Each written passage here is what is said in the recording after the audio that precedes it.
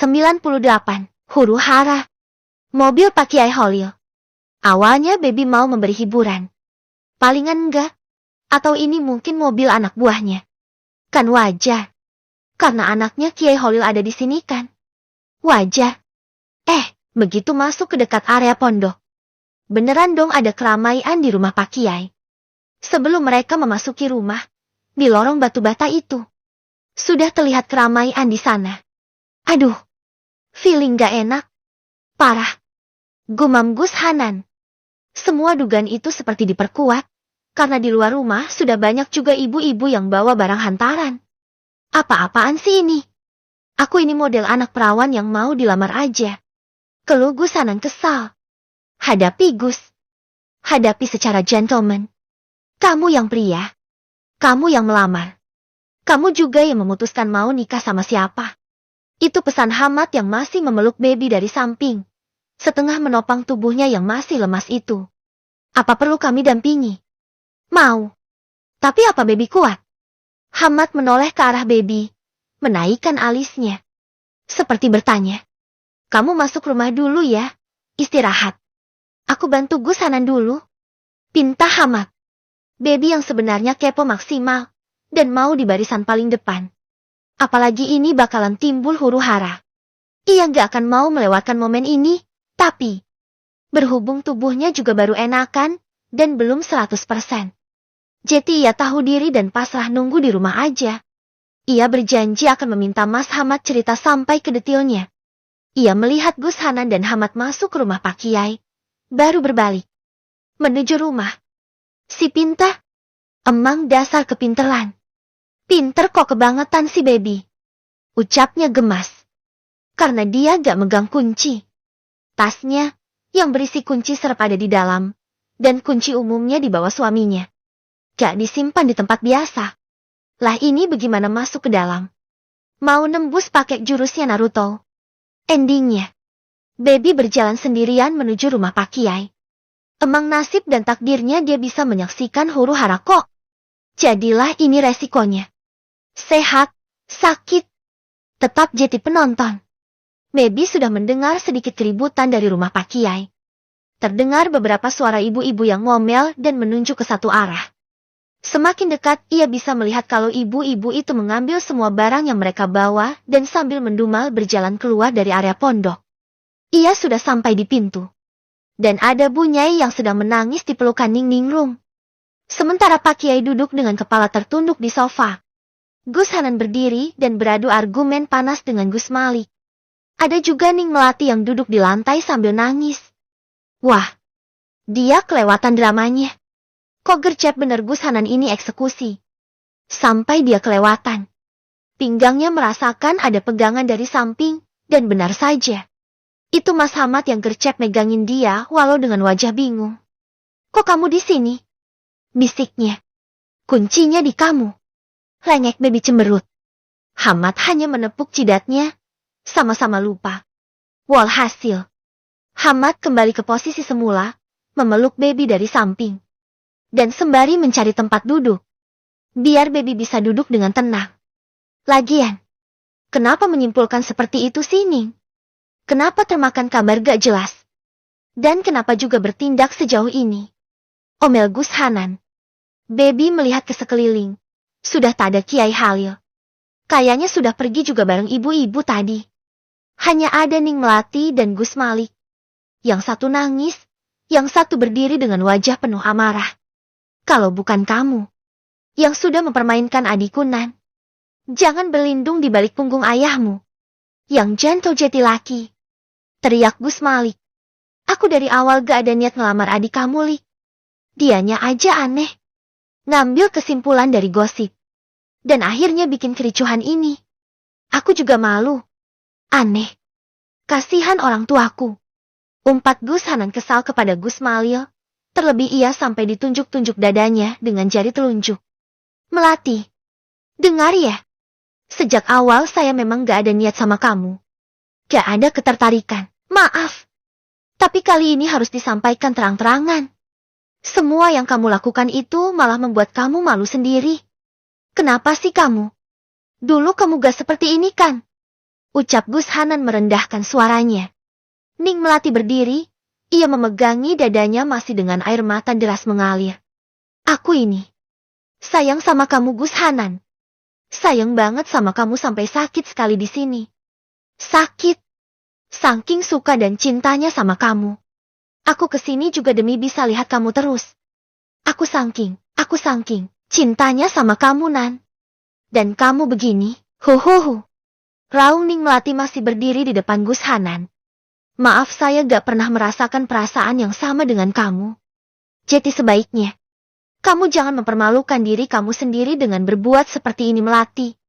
Ucap Gus Hanan dengan tegas. Lalu Ning Melati pergi dengan dramatis. Disusul oleh Gus Malik. Baby sepertinya bisa menebak semua ini apa persoalannya. Tapi yang membuat dia tak tega adalah wajah malu Pak Kiai. Dan Bunyai yang masih menangis di pelukan Ning Ningrum. Kini Pak Kiai berdiri. Dan masuk ke dalam kamar. Bunyai juga minta diantar masuk. Ning Ningrum mengantar dan akhirnya keluar lagi. Wajahnya tersenyum ke arah Baby. Kamu kudengar sakit ya Beb? Baru dari klinik? Baby mengangguk. Iya Ning. Ia mau tanya bagaimananya. Tapi rasanya masih tak pas. Gus Hanan masih berdiri menutup wajahnya dengan kedua tangan. Sepertinya dia stres karena kelakuan Ning Melati barusan. Hamad mendekati sahabatnya itu. Kamu sudah benar kok Nan. Memang sulit. Tapi lebih baik begini daripada dia terus menantikan kamu. Dia salah pahamnya kelas tinggi sih. Ucap Hamad sepertinya berusaha menenangkan perasaan Gus Hanan. Ning, apa Bunyai gak apa? Tadi nangis. Tanya Baby. Dan kini Gus Hanan ikutan menengok. Ning Ningrum menggeleng. Gak apa, cuma kaget dan sedikit malu saja. Umi juga pasti gak habis pikir dengan apa yang dilakukan Ning Melati barusan. Gak habis pikir. Ini bagaimana bisa begini sih? Ceritanya gimana? Tanya Gus Hanan kepada saudarinya. Kayaknya Melati menyimpulkan sendiri. Mungkin ada omongan di luar. Kalau kamu mau nikah, mau ngelamar perempuan. Dan Buya dan Umi sedang persiapan untuk seserahan. Itu saja yang ia dengar. Lalu ia menyimpulkan itu adalah dia. Dia masih menganggap hubungan kalian masih seperti dulu. Jadi mungkin dia cerita kepada ayah dan abangnya. Ya jadinya begini. Jangan salahkan Kiai Holil atau Malik. Mereka itu korban miskomunikasi. Sika, kok bisa sih dia? Aneh tahu gak? Keluh Gus Hanan. Sudah Nan, makanya kamu jangan kelamaan sendiri. Bisa jadi fitnah lama-kelamaan. Nantinya malah tambah banyak masalah. Sebaiknya lanjutkan saja kamu sama Dijah. Semakin cepat semakin baik. Usul Ning Ningrum. Gus Hanan hanya mengusap wajahnya kasar. Hamad mendekati Baby. Ayo Beb, pulang dulu. Ning, Gus, pamit dulu ya. Baby masih belum terlalu fit. Ucap Hamad dan menggandeng Baby dari samping. Ya, nanti aku hubungi kamu. Atau aku kesana aja. Ada yang perlu aku bicarakan ke kamu, Mat. Hamad mengangguk atas ucapan Gus Hanan barusan. Mereka pulang, dan Baby menyimpan banyak tanda tanyanya di dalam hati. Ada banyak sekali yang ia ingin tanyakan. Tapi pikirannya yang terlalu buyar saat ini sepertinya tak tepat. Ada pertanyaan mengenai urusan santet. Urusan di desa itu. Urusan barusan. Pokoknya yang ada di pikirannya terlalu full. Sampai dia blank sendiri. Mending tidur aja kali ya. Hamad membantu Baby berbaring. Dia diminta istirahat total selama seminggu. Terus, kalau memang Gus Hanan mau nikah sama Dijah dalam waktu dekat. Aku gimana Mas? Akunya begini. Gak apa ya? Aku masa gak hadir sih pernikahan teman sendiri. Hamad duduk di tepi kasur mengembuskan napas panjang. Apa yang akan terjadi dengan Gus Hanan dan Dijah sepertinya masih belum bisa ditebak Beb. Kejadian yang barusan pasti akan ada impactnya. Kasihan Pak Kiai Rozak. Pasti beliau bingung. Serba salah. Kiai Halil itu temannya. Bisa dibilang ya senior. Gurunya juga. Walau usia hampir mirip. Lalu Kiai Halil juga ada banyak jasanya untuk beliau dan pondok ini. Kejadian tadi pasti bikin beliau serba salah. Plus Ning Melati yang nangis-nangis tadi. Gus Malik yang marah-marah tadi. Hemf. Lah tapi Mas. Masa ada perempuan yang katanya mau dilamar datang duluan ke rumah lakinya? Ngelamar duluan. Kayaknya dari adat manapun gak ada modelan begitu. Salahnya Ning Melati sendirilah. Kok salah Pak Yai? Gus Hanan kalau gak bilang kayak tadi. Ya alamat tambah panjang urusan. Balas Baby agak ngegas. Iya. Itu yang namanya cinta buta. Makanya cinta kalau belum ada halalnya di pernikahan. Itu banyak selimutnya. Ada selimut nafsu dan hasrat yang dibisikkan setan. Hamad menjawab dengan sabar dan membuka jilbab Baby. Melepas ikat rambutnya dan mengelus kepala istrinya dengan sayang. Makanya jangan terlalu suka sama orang lain, lawan jenis.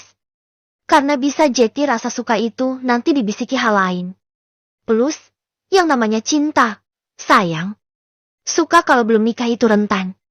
Memang rasanya seolah lebih nikmat. Lebih asik. Lebih luar biasa. Tapi itu tipu dah. Tipu dah setan.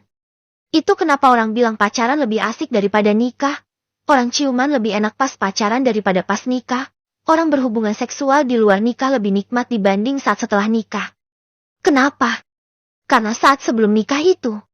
Semua hubungan itu ada campurnya dengan setan. Sensasinya ditambah. Dibantu sama setan. Intinya adalah jangan cinta-cintaan sama makhluk kalau bukan halalnya.